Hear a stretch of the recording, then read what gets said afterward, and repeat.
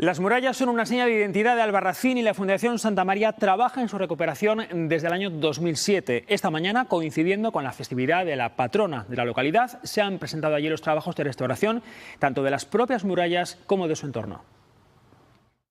Albarracín no se entiende sin sus murallas, tanto las que se ven como las que ha ocultado el tiempo. La Fundación Santa María lleva 17 años trabajando en la restauración del cerco que rodeaba la ciudad en época medieval.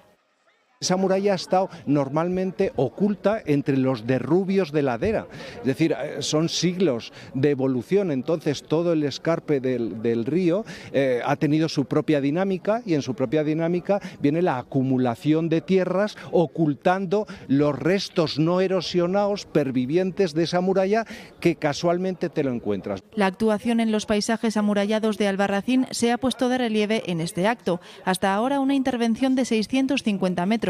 Este año los trabajos se centran en el este. En el extremo sur todavía quedan partes por sacar a la luz. La restauración se consolida con la recuperación de la vegetación autóctona. Si recuperamos la muralla y dejamos la vegetación